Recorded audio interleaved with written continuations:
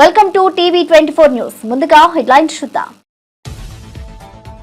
కుప్పం మండలం నారాయణపురం ఘటనపై హోంమంత్రి అనిత స్పందన. అప్పు తీర్చలేదని మహిళను చెట్టుకు కట్టేసిన అమానుషం. బాధితురాలతో వీడియో కాల్లో మాట్లాడిన హోంమంత్రి. ప్రభుత్వం అన్ని విధాలా అండగా ఉంటుందని బాధితురాలికి హామీ. ఫోన్ ట్యాపింగ్ కేసులో సాక్షిగా హాజరైన మహేష్ కుమార్ గౌడ్. కేసీఆర్, కేటీఆర్ సిగ్గుతో తలదించుకోవాలని వ్యాఖ్య. టెలిగ్రాఫ్ చట్టాన్ని ఉల్లంఘించి ట్యాపింగ్ కు పాల్పడ్డారని ఆరోపణ. 2022 నుంచి 650 మంది కాంగ్రెస్ నాయకుల ఫోన్లు ట్యాపింగ్ లో ఉన్నాయని వ్యాఖ్య. బెంగళూరు విమానాశ్రయంలో చెవిరెడ్డిని అదుపులోకి తీసుకున్న పోలీసులు. లిక్కర్ స్కామ్ కేసులో ఆరోపణలు ఎదుర్కొంటున్న చెవిరెడ్డిపై ఇప్పటికే లుకౌట్ నోటీసులు జారీ. చెవిరెడ్డిని విజయవాడ సిటీ కార్యాలయానికి తరలించే అవకాశం. జూలై 17న రైల్ రోకోకు పిలుపునిచ్చిన కవిత. బీసీ బిల్లు కోసం కేంద్రంపై ఒత్తిడి తేవాలని కవిత పిలుపు. బీసీలకు 42% రిజర్వేషన్లు సాధిస్తామని ధీమా. కామారెడ్డి డిక్లరేషన్ అమలు చేయాలని డిమాండ్. వైఎస్ఆర్సీపీ సీనియర్ నేత మాజీ ఎమ్మెల్యే చెవిరెడ్డి భాస్కర్ రెడ్డిను బెంగళూరు అంతర్జాతీయ విమానాశ్రయంలో పోలీసులు అదుపులోకి తీసుకున్నారు. సంబంధించి ప్రత్యేక దర్యాప్తు బృందం ఇప్పటికే ఆయనపై లుకౌట్ నోటీసులు జారీ చేసిన నేపథ్యంలో ఈ అరెస్టు చోటు చేసుకుంది. విశ్వసనీయ సమాచారం మేరకు ఆయన బెంగళూరుకు వస్తున్నారన్న సమాచారం ఉండడంతో పోలీసులు ముందస్తుగా ఎయిర్పోర్ట్ కు చేరుకుని ఆయనను అడ్డుకుంచారు.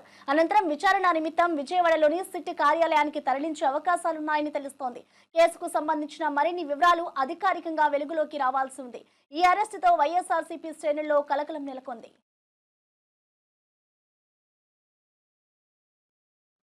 తెలంగాణ జాగృతి అధ్యక్షురాలు బీఆర్ఎస్ ఎమ్మెల్సీ కల్వకుంట్ల కవిత బీసీల రిజర్వేషన్లపై ముక్త కంఠంతో మాట్లాడారు. బీసీలకు రాజ్యాంగబద్ధంగా 42% రిజర్వేషన్లు సాధించేంత వరకు తమ పోరాటం ఆగదని స్పష్టం చేశారు. మెదక్ జిల్లాలో జరిగిన కామారెడ్డి డిక్లరేషన్ రాజ్యాంగబద్ధంగా 42% రిజర్వేషన్ల సాధన రౌండ్ టేబుల్ సమావేశంలో ముఖ్య అతిథిగా పాల్గొన్న ఆమె ఇది రాజకీయ వేదిక కాదు, మానవ హక్కుల వేదిక అని పేర్కొన్నారు. బీసీలు అందరూ చైతన్యంతో ఏకతాటిపైకి వస్తే పదవులు వాటంతటా అవే కాళ్ల దగ్గరికి వస్తాయని అన్నారు. ఎన్నికల సమయంలో రాహుల్ గాంధీ కామారెడ్డిలో ప్రకటించిన డిక్లరేషన్ ను సాధించే దిశగా ఇది ఉద్యమంగా మారాలని పిలుపునిచ్చారు. బీసీ హక్కులను కాపాడే ఈ పోరాటానికి యువత నుంచి పెద్దల దాకా అందరూ కలిసి రావాలని ఆమె అభిప్రాయపడ్డారు. అందరికీ తెలిసిందే, గత 2 సంవత్సరాల కాలంగా బీసీ బిల్లు ప్రవేశపెట్టాలి. కామారెడ్డి డిక్లరేషన్ లో కాంగ్రెస్ ప్రభుత్వం ఏదైతే బీసీలకు 42% రిజర్వేషన్ ఇస్తామని చెప్పిందో అది సాధించుకునే వరకు వదిలిపెట్టమని చెప్పి మరి గత 2 సంవత్సరాలుగా నిరంతరం కూడా ఇక్కడ ఉన్నటువంటి సభ్యులందరం కూడా కృషి చేస్తున్న విషయం మీ అందరికీ తెలిసిందే. ఇప్పటి వరకు యూపీఎఫ్ కన్వీనర్ గారు బొల్ల శివశంకర్ గారు మాట్లాడి విస్తారంగా మొత్తం ఇప్పుడున్నటువంటి రిజర్వేషన్ అంశాన్ని కూడా వారు వివరించడం జరిగింది. ఒకటే ఒక మార్పు మనందరం కూడా కోరుకునేది, రేపటి నాడు బీసీలకు 42% రిజర్వేషన్ సాధించుకుంటాం, అందులో ఏం అనుమానం లేదు. సాధించుకునేటప్పటికీ బీసీలలో ఉన్నటువంటి ప్రతి ఒక్క కులం వారు కూడా మరి వారి హక్కులు వారికి తెలిసి ఉండాలి. బీసీలలో ఉండేటటువంటి ప్రతి ఒక్క కులానికి సంబంధించిన వారు, ప్రతి ఒక్క జిల్లాలో ఉన్నటువంటి వారు చైతన్యం తెచ్చుకోవాలి. ఇంకా అనేకమైన కులాలు ఉన్నాయి. వార్డు మెంబర్ కూడా రానటువంటి కులాలు బీసీలలో చాలా మంది ఉన్నారు. సర్పంచులు కానటువంటి వారు బీసీలలో ఉన్న అనేకమైన కులాల వారు ఉన్నారు. ఇక ఎమ్మెల్యేలు కానటువంటి వాళ్ళైతే ఇంకా చాలా కులాలు ఉన్నాయి. పెద్ద కులాలైనా ఎమ్మెల్యేలు కూడా కానటువంటి వాళ్ళు, అసెంబ్లీ గడపనెక్కనటువంటి వాళ్ళు అనేక మంది బీసీ కులాల వాళ్ళు ఉన్నారు. మళ్ళీ అంతేకాదు బీసీలలో మహిళలు మరీ దారుణమైన పరిస్థితి. మరి ఎవరి మహిళలైనా దారుణంగా. రైతు సంక్షేమంపై కాంగ్రెస్ ప్రభుత్వం మాయమాటలు చెబుతోందని మాజీ ఎమ్మెల్యే పెద్ది సుదర్శన్ రెడ్డి విమర్శించారు. నాడు కేసీఆర్ నాట్లకు మధ్య రైతు బంధు ఇచ్చినట్లే ఇప్పుడు సీఎం రేవంత్ రెడ్డి ఓట్లకు మధ్య రైతు భరోసా ఇస్తున్నారని ఎద్దేవా చేశారు.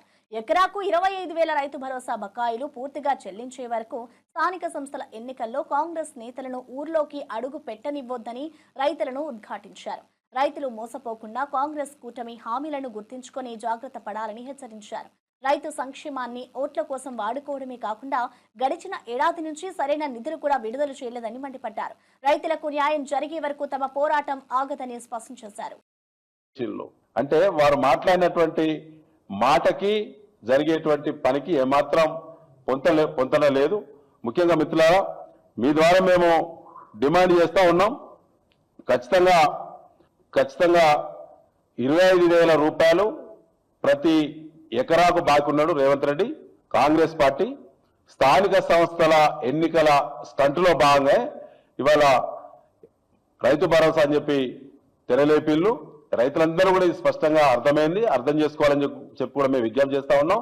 ముఖ్యంగా ఎకరాకి 25,000 రూపాయలు ఊళ్ళో కాంగ్రెస్ పార్టీడు స్థానిక సంస్థల్లో ఎన్నికల్లో పోటీ చేసేటోడు ఎకరాకి 25,000 రూపాయలు ఇచ్చేదాకా వాళ్ళ ప్రభుత్వం నుంచి రైతు ఖాతాలో పడేదాకా వాళ్ళను ఊళ్ళలోకి రానివద్దని పులిమేరల్నే వాళ్ళని తిప్పి పంపాలని చెప్పి మేము ముఖ్యంగా రైతులకు విజ్ఞప్తి చేయడం జరుగుతూ ఉన్నది.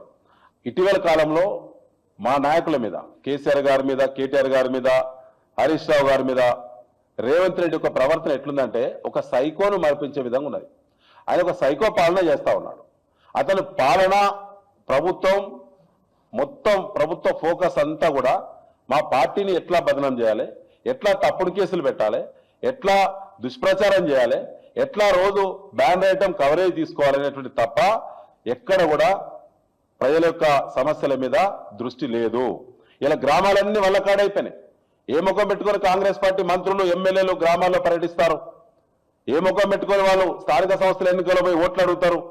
ఏ ఒక్క హామీ నెరవేర్చిల్లని చెప్పి రేవంత్ రెడ్డి ఏ ముఖం పెట్టుకొని ఇలా గ్రామాల్లో వాళ్ళ స్థానిక సంస్థల వాళ్ళ అభ్యర్థులను గెలిపించాలని చెప్పి ఏ ముఖం పెట్టుకొని కాంగ్రెస్ పార్టీ?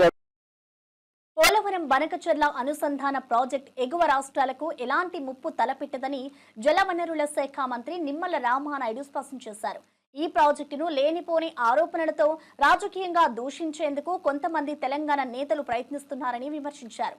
ప్రజలను గందరగోళానికి గురి చేయాలని కుట్రపూరితంగా ఆరోపణలు చేస్తున్నారని మండిపడ్డారు. ప్రాజెక్టు వివరాలు, వాస్తవాలను పవర్ పాయింట్ ప్రెజెంటేషన్ ద్వారా వివరించిన నిమ్మల రామానాయుడు ఈ ప్రాజెక్టు నిర్మాణం పూర్తిగా నిబంధనలకు అనుగుణంగా జరుగుతోందన్నారు. నీటి వనరుల వినియోగంలో పారదర్శకంగా వ్యవహరిస్తున్నామని తెలిపారు. రెండు రాష్ట్రాల మైత్రి దృక్పథాన్ని దెబ్బతీసే విధంగా అసత్య ప్రచారాలు అవసరం లేదని హెచ్చరించారు. ప్రజల శ్రేయస్సు దృష్ట్యా తీసుకుంటున్న చర్యలను రాజకీయ రంగంలోకి లాగరాదని స్పష్టం చేశారు. రైల్వే ట్యాంకర్ల ద్వారా విజయవాడ నుంచి అనంతపురం పంపించాం దాహార్తిని తీర్చడానికి.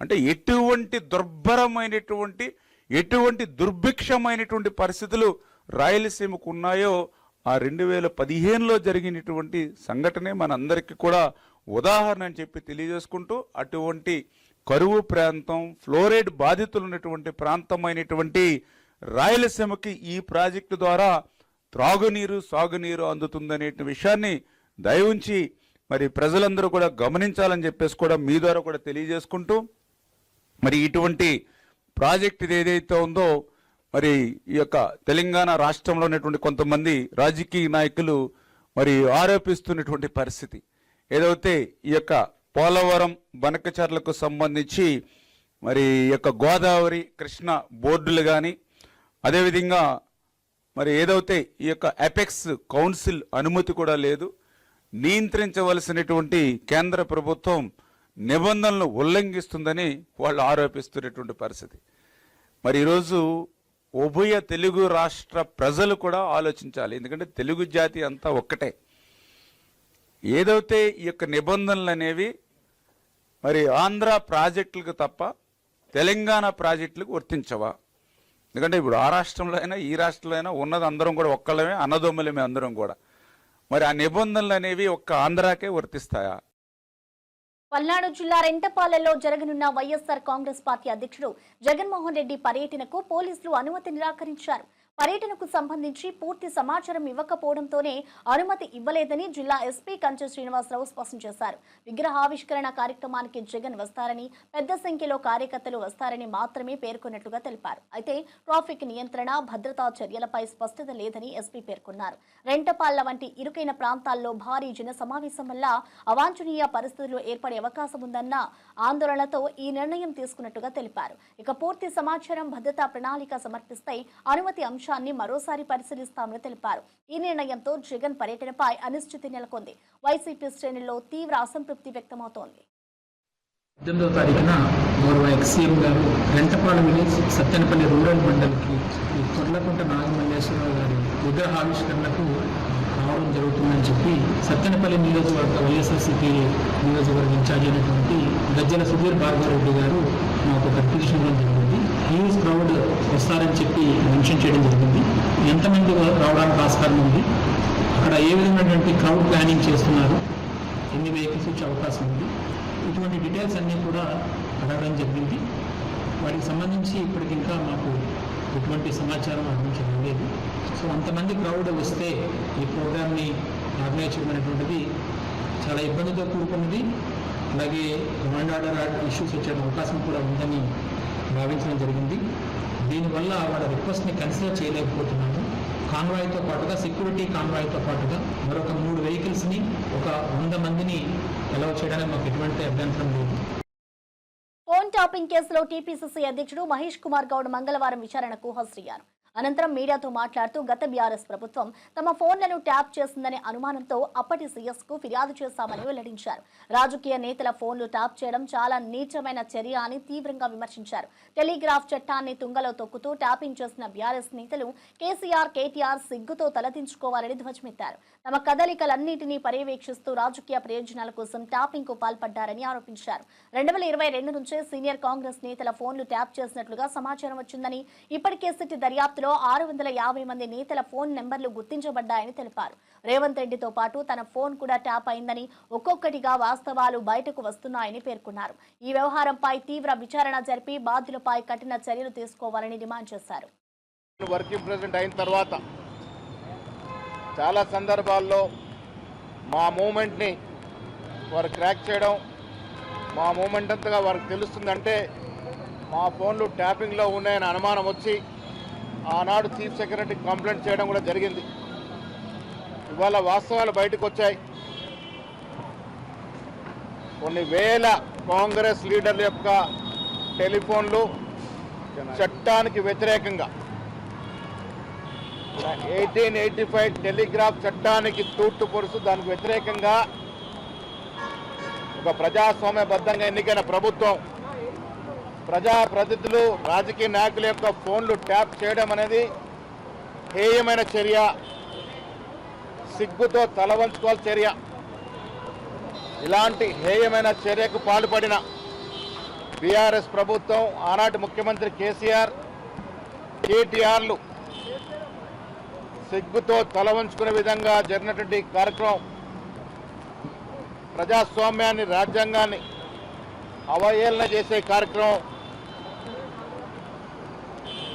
ఏ రాజకీయ నాయకుడు, రాజకీయ పార్టీ ఉండకూడదు, మేమే ఉండాలి శాశ్వతంగాని ఒక చెడు ఆలోచనతో ఇలాంటి కార్యక్రమానికి స్వీకారం చుట్టినట్టుగా అర్థమవుతా ఉంది. మేము ఇవాళ అర్థమవుతోంది 2018లో మేము ఓడిపోవడం కారణం కూడా మా నాయకుల ఫోన్లను ట్యాపింగ్లో ఉండడం, ఎప్పటికప్పుడు వారు మూమెంట్ని ట్రాక్ చేయడం వల్లే ఓడిపోయామనిపిస్తూ ఉంది. 2022 నుంచి సీనియర్ కాంగ్రెస్ నాయకుల ఫోన్లను కూడా ట్యాపింగ్లో ఉన్నాయి. ఇవాళ సిట్ అధికారులు చూపించిన లిస్టులో దాదాపు 650 మంది సీనియర్ కాంగ్రెస్ నాయకుల యొక్క ఫోన్లు ట్యాపింగ్లో ఉన్నాయి. తాడిపత్రిలో టీడీపీ ఎమ్మెల్యే జెసి ప్రభాకర్ రెడ్డి వివాదాస్పద వ్యాఖ్యలతో రాజకీయాలు వేడెక్కాయి. వైఎస్ఆర్సీపీ నేతలపై దాడులు చేయాలంటూ పరోక్షంగా ప్రేరేపించిన ఆయన వైఎస్ఆర్సీపీ నేతలను కొడితే దిక్కెవడంటూ రెచ్చిపోయారు. ప్రజల మధ్య కక్షల వాతావరణం రెచ్చగొట్టేలా చేసిన ఈ వ్యాఖ్యలు తీవ్ర విమర్శలకు గురవుతున్నాయి. ముఖ్యమంత్రి చంద్రబాబు మమ్మల్ని 3 నెలలు వదిలేయాలి అంటూ చేసిన వ్యాఖ్యలు పార్టీలోనే చర్చనీయాంశంగా మారాయి. తమను విమర్శించే వారందరినీ ఉతికి ఆరేస్తామన్న ఆయన వైఎస్ఆర్సీపీ నాయకుడు కేతిరెడ్డి పెద్దారెడ్డి తాడిపత్రికి వస్తే అంతు చూస్తారని గూండాగిరి స్థాయికి దిగజారారు. చాలా మందికి ఉంది చేత కాదు అంటారు. తప్పు, చేత కాదు. ఎవరు ఏమన్నా ఈ ఆంధ్రప్రదేశ్ దినదన అభివృద్ధి కావాలనే కాంక్షతో ఎంగిలి మూసిన ఇష్టమైనట్టు మాట్లాడినా కూడా ఆయన చెల్లించడం లేదు. కానీ మా కార్యకర్తలు ఒకటే అనుకుంటున్నారు, చేదగాని తనం అన్న కాదు. నేను ఓపెన్ గా మాట్లాడతా, అవతల ఎవరికి బాధ అయినా నాకు పర్వాలేదు. నేను ఉన్న విషయం మాట్లాడాలనుకున్నా. లేకపోతే ఆయన మంచోడు కాకపోతే మమ్మల్ని 3 ఏళ్ళు రానిచ్చినాడా? ఎందునా మాట్లాడతారు? బుర్రండి మాట్లాడుతున్నారా? ఏదో మాట్లాడాలని మాట్లాడుతున్నారా? ఆ లోకేష్ బాబు యాత్ర పెడితే ఆడ నుంచి లాస్ట్ మైకులో లాక్కున్నారా మీరు? మీరు పుణ్యాత్ములు రా, మీరు పుణ్యాత్ములు. చంద్రబాబు పోలీసుల వేధింపులు తట్టుకోలేక నాగమల్లేశ్వరరావు ఆత్మహత్య చేసుకున్నారని ఆయన కుటుంబానికి పరామర్శించేందుకు వైఎస్ జగన్ రేపు పల్నాడు జిల్లా రెంటపాళ్లకు వస్తారని వైఎస్ఆర్సీపీ నేతలు స్పష్టం చేశారు. మంగళవారం నర్సరావుపేటలో జిల్లా ఎస్పీని కలిసిన అనంతరం మీడియాతో మాట్లాడిన వారు జగన్ పర్యటనకు ఎన్ని అడ్డంకులు పెట్టినా నిష్ఫలమవుతాయని హెచ్చరించారు. జగన్ అంటే జనం, జనం అంటే జగన్. ఆయన వస్తుంటే జనాలు ఆగరు. కానీ కూటమి ప్రభుత్వం పోలీసులతో కలిసి పర్యటనను విఫలం చేయాలని కుట్రలు చేస్తుందని ఆరోపించారు. ఏర్పాటు చేసుకొని దానికోసము దాన్ని జగన్మోహన్ రెడ్డి గారిని ఆ కుటుంబ సభ్యులు కలిసి మరి ఈ నేపథ్యంలో జగన్మోహన్ రెడ్డి గారు రెంటపాలకు వచ్చి ఆ కుటుంబానికి భరోసాగా అండగా ఉంటూ మరి ఆ విగ్రహావిష్కరణ చేయడానికి జగన్మోహన్ రెడ్డి గారు రానున్నారు. ఇప్పుడు ఇక్కడ జరుగుతున్నటువంటి పరిస్థితులు గాని ఇక్కడ ఉన్నటువంటి జిల్లాలో అందరికీ కూడా తెలుసు. ఏవో పర్మిషన్స్ పేరుతో ఇంకేవో అడ్డంకులు సృష్టించి జగన్మోహన్ రెడ్డి గారి కార్యక్రమాన్ని అడ్డుకోవాలని అనేక ఆంక్షలు విధించి వచ్చే పబ్లిక్ ని కన్ఫ్యూజ్ చేయాలని రీసెంట్ టైమ్స్ లో పొదిల్లో జగన్మోహన్ రెడ్డి గారికి చాలా పెద్ద ఎత్తున కూడా ప్రజాదరణ లభించింది. చాలా పెద్ద ఎత్తున కూడా వైఎస్ఆర్ కాంగ్రెస్ పార్టీకి రాష్ట్రంలో మద్దతు దొరుకుతుంది. ప్రజలందరూ కూడా ఈ కూటమి ప్రభుత్వం వచ్చినాక ఈ కూటమి ప్రభుత్వం యొక్క అరాచకాలు అవన్నీ కూడా ఆ బాధతో ఇవాళ జరుగుతున్నటువంటి మోసాలు ఇవన్నీ చెప్పుకునేందుకు, అలాగే జగన్మోహన్ రెడ్డి గారు అయితే మనకు ఏ విధంగా ప్రశాంతంగా ఉండేవాళ్ళమో మరి ఈ రోజున ఈ కూటమి వచ్చిన తర్వాత ఈ అరాచకాలు తట్టుకోలేక అందరూ కూడా రోడ్డెక్కి జగన్మోహన్ రెడ్డి గారు వస్తుంటే ఈ రోజు మద్దతు తెలుపుతున్నటువంటి పరిస్థితి మనం చూస్తా ఉన్నాం రాష్ట్రంలో. మరి ఇలాంటి పరిస్థితుల్లో ప్రజలు స్వచ్ఛందంగా నేచురల్ గా జగన్మోహన్ రెడ్డి గారు లాంటి ఒక మంచి చరిష్మా ఉన్నటువంటి నాయకుడు జగన్మోహన్ రెడ్డి గారు అంటేనే జనం. మరి ఆయన వస్తున్నాడు అంటేనే ఎవరు ఏమి ఆర్గనైజ్ చేయాల్సినటువంటి అవసరం లేదు, ఎవరు ఏం చెప్పాల్సినటువంటి అవసరం లేదు. నేచురల్ గా జనం అనేది ఈజ్ అ క్రౌడ్ పుల్లర్. మరి వారు వస్తూ ఉండగా బైక్ ఫైనాన్స్ ఏజెంట్ల హింసకు గురైన బాధితురాలు శిరీషను హోంమంత్రి అనిత ఫోన్లో పరామర్శించారు. ఘటనకు సంబంధించి పూర్తి వివరాలు అడిగి తెలుసుకున్న ఆమె శిరీషకు న్యాయం జరిగేలా అన్ని చర్యలు తీసుకుంటామని భరోసా ఇచ్చారు. మహిళపై దాడులను ఏ రూపంగా కూడా సహించబోమని స్పష్టం చేశారు. నిందితులపై చట్టపరంగా కఠిన చర్యలు తీసుకుని శిక్ష పడేలా చేస్తామని మంత్రి అనిత హామీ ఇచ్చారు. ఈ ఘటనకు సంబంధించి పోలీసులు ఇప్పటికే దర్యాప్తు ప్రారంభించారని తెలిపారు. మహిళల భద్రత కోసం ప్రభుత్వం జీరో టాలరెన్స్ విధానాన్ని పాటిస్తోందని పేర్కొన్నారు. బాధితురాలకి ప్రభుత్వం సహాయం అందించేందుకు చర్యలు తీసుకుంటామని కూడా హామీ ఇచ్చారు. చేతులేసి మా పిల్లల లైఫ్ అని చెప్పేసి చీరలు అడ్డు పెట్టుకున్నాను. నా చీరలు 2 వెనక్కి పట్టుకొని చీరలు అంతా లాగి నడి రోడ్డు పైన ఈడ్చుకొచ్చి వాళ్ళ ఇంటి ముందు కట్టేసుకున్నారు. 80,000 పుస్తకము. నేను సంతకం పెట్టి 80,000 తీసుకున్నా. సంతకం పెట్టేదానికి కారణం నా మొగుడు నన్ను నా దగ్గర ఉండొద్దు, సైన్ చేయకపోతే నా భార్య నా కష్టం అర్థం చేసుకోకపోతే భయపెట్టేవాడు. ఇంట్లో ఉండేటప్పుడు భయపడి నేను సంతకం పెట్టేసినాను. నా కొడుకు మేడం వీడిని ఎత్తుకొని తీసుకొచ్చినాను. స్కూల్ అడ్మిషన్లో చేర్చాలని చెట్టు కట్టేసి కొట్టినారు మేడం. ఒళ్ళు అంతా కమిలిపోయింది. ఒక ముసలోడు వెంకటలక్ష్మి, మునికెన్నక్క, జగదీశ్వరి, రాజా చాలా దారుణంగా మాట్లాడినాను. కోర్టుని కట్టుకండి, నేను లేదు, నా పిల్లల కోసం నేను బతకాలి, మా తోడు లేదు. నన్ను చూసి చూడనట్లు రోడ్లు 200 మంది ఏదో ఫంక్షన్ ఊర్లో అందరూ చూసేనట్లు చీరలు లాగి పుట్టి చేయి తూకేదానికి లేదు, కాలు తూకేదానికి లేదు, నాకు చేసేస్తున్నారు మేడం.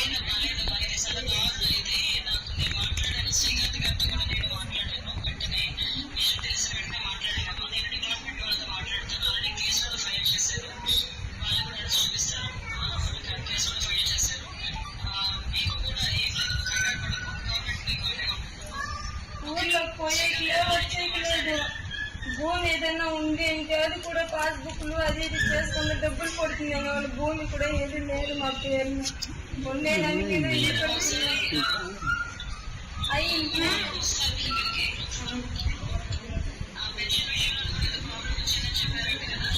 ఇంకా 6 వేలు ఇస్తారు కదా, మాకు అప్పు ఇచ్చినారు. బుల్లెట్ రైలు ప్రాజెక్టులో భాగంగా మహారాష్ట్రలోని బోయిసర్లో నిర్మాణంలో ఉన్న స్టేషన్ కీలక దశ పూర్తి చేసుకుంది. తొలి రైలు స్థాయి స్లాబ్ వేయడం పూర్తయింది. ఇందుకోసం 1070 క్యూబిక్ మీటర్ల కాంక్రీట్ ను వినియోగించారు. ఈ స్టేషన్ మొత్తం 2 అంతస్తులుగా 425 మీటర్ల పొడవుతో నిర్మించబడుతోంది. 17,000 చదరపు మీటర్ల విస్తీర్ణంలో ఆధునిక సౌకర్యాలతో నిర్మిస్తున్న ఈ స్టేషన్ కి స్థానిక చేపల వలల నుంచి ప్రేరణ పొందిన ప్రత్యేక డిజైన్ ఉంటుంది. పారిశ్రామిక పర్యాటక ప్రాంతాల మధ్య రవాణా మరింత వేగవంతం చేయడమే ఈ ప్రాజెక్టు లక్ష్యం. ప్రయాణికులకు తక్షణ సురక్షిత ప్రయాణం అందించడంలో బోయిసర్ స్టేషన్ కీలకంగా నిలవనుంది.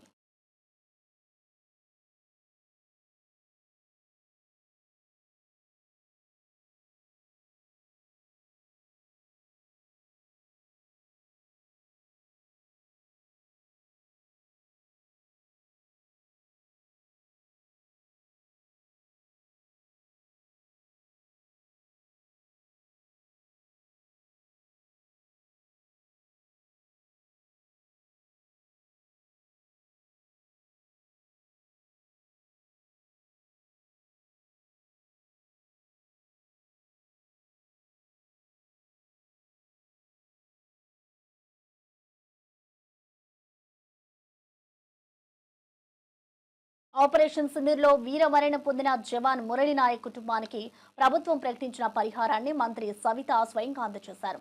సత్యసాయి జిల్లా గోరెంట్ల మండలం కల్లితండాకు వెళ్లిన మంత్రి మురళి నాయక్ సమాధికి అంజలి ఘటించి గౌరవం ఇవ్వారు. తర్వాత ఆయన తల్లిదండ్రులకు 50 లక్షల చెక్కును, 5 ఎకరాల భూమి, 6 సెంట్ల ఇంటి స్థలాన్ని సంబంధించిన పత్రాలను అందజేశారు. మురళి నాయక్ స్మారకంగా గ్రామంలో 14 లక్షలతో సమాధిని అభివృద్ధి చేయడంతో పాటు సమాధి దారి కోసం 16 లక్షలతో సిసి రోడ్ నిర్మిస్తామని ప్రకటించారు. ఇటు వీర జవాన్ కుటుంబానికి కూటమి ప్రభుత్వం ఎప్పుడూ అండగా ఉంటుందని మంత్రి సవిత హామీ ఇచ్చారు. ఈ కార్యక్రమంలో స్థానిక ప్రజాప్రతినిధులు, అధికారులు, గ్రామస్తులు పెద్ద ఎత్తున పాల్గొన్నారు.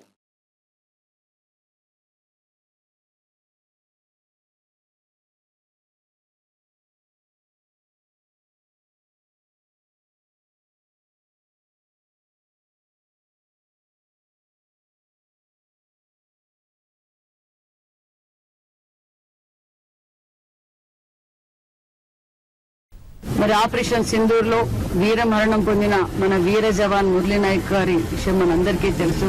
మేమందరం మీ కుటుంబానికి అండగా ఉంటామని చెప్పాం. ఖచ్చితంగా మేము అండగా ఉంటామని కూడా తెలియజేస్తూ ప్రభుత్వం తరఫున 50 లక్షల రూపాయల చెక్కు అందజేశాం. 5 ఎకరాల పొలము, 6 సెంట్లు స్థలము గోరెంట్ల లేఅవుట్ లో అందజేశాం. అదేవిధంగా మరి వారు తల్లిదండ్రులు, గ్రామస్తులు అందరూ కోరుకున్నట్లుగానే ఈ ఊరి పేరు కూడా మార్చాలన్నారు. అవి రెవెన్యూ రికార్డ్స్ పద్ధతి ప్రకారం అడుగులు వేస్తున్నాం. అంతేకాకుండా వీర జవాన్ విగ్రహాన్ని కూడా మనం ఏదైతే జిల్లా హెడ్ క్వార్టర్స్ పుట్టపర్తిలో విగ్రహం పెట్టాలనుకుంటున్నాం, దానికి కూడా ఆల్రెడీ విగ్రహాన్ని కూడా తెనాలిలో ఆర్డర్ చేశాం. ఈ వీర జవాన్ మురళీ నాయక్ అందరికీ స్ఫూర్తి. యోగా అభ్యాసాన్ని జీవన శైలిలో భాగం చేసుకోవాలని మంత్రి సంధ్యారాణి పిలుపునిచ్చారు. వెంగళరావు సాగర్ ఏనుగుకొండ వద్ద జరిగిన యోగాంధ్ర కార్యక్రమంలో ఆమె పాల్గొన్నారు. జిల్లా అధికారులు, స్థానిక ప్రజాప్రతినిధులతో కలిసి సామూహిక యోగాసనాల్లో పాల్గొన్నారు. యోగా అభ్యాసం వల్ల శారీరక, మానసిక శాంతి లభిస్తుందన్నారు. ప్రతి ఒక్కరూ రోజువారీ జీవితంలో యోగాకు ప్రాధాన్యం ఇవ్వాలని సూచించారు. జూన్ 21న జరగనున్న 11వ అంతర్జాతీయ యోగా దినోత్సవాన్ని భవ్యంగా నిర్వహించేందుకు అధికారులు ఏర్పాట్లు చేయాలని ఆదేశించారు. యువత యోగా వైపు మొగ్గు చూపాల్సిన అవసరం ఉందన్నారు. ఆరోగ్యవంతమైన సమాజ నిర్మాణానికి యోగా ముఖ్య సాధనమని ఆమె స్పష్టం చేశారు.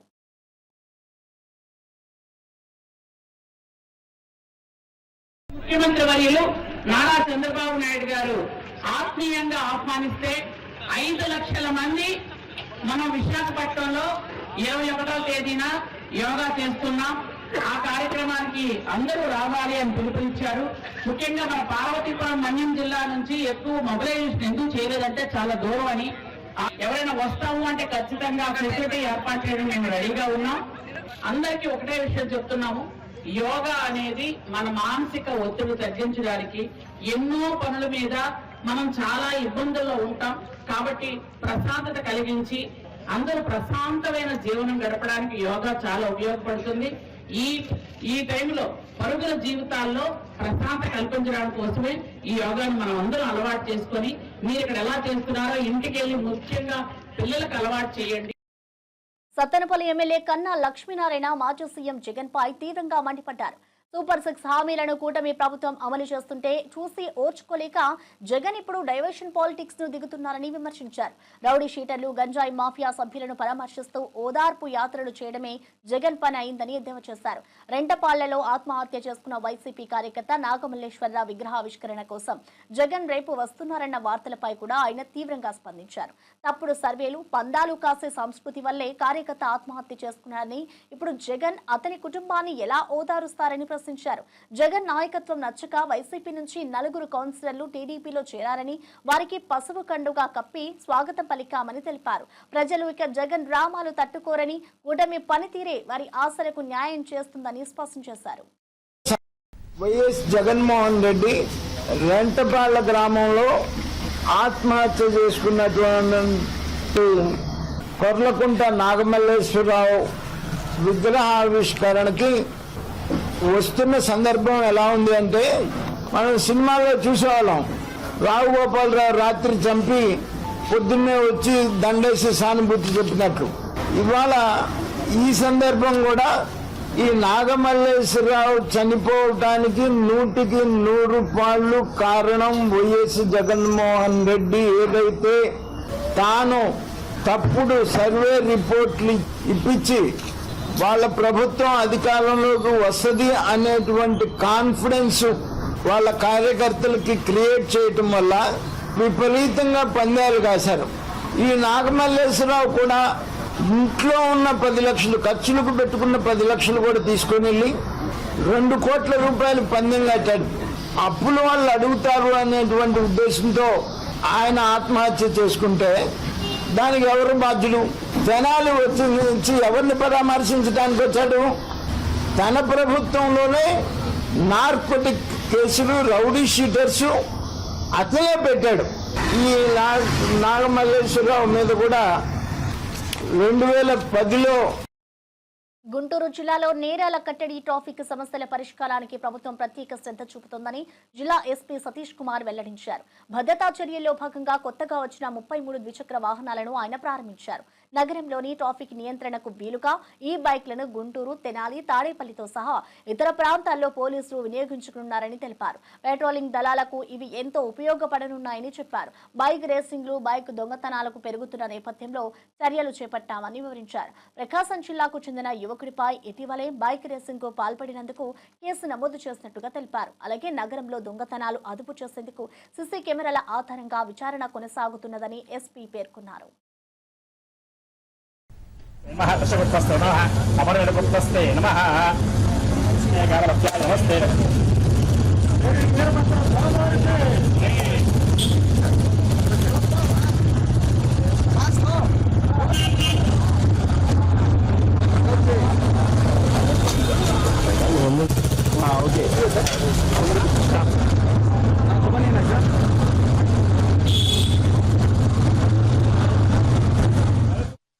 గుంటూరులో చూసామంటే even bike racing, snake driving పైన కూడా కొన్ని రిపోర్ట్స్ వచ్చేస్తున్నాయి.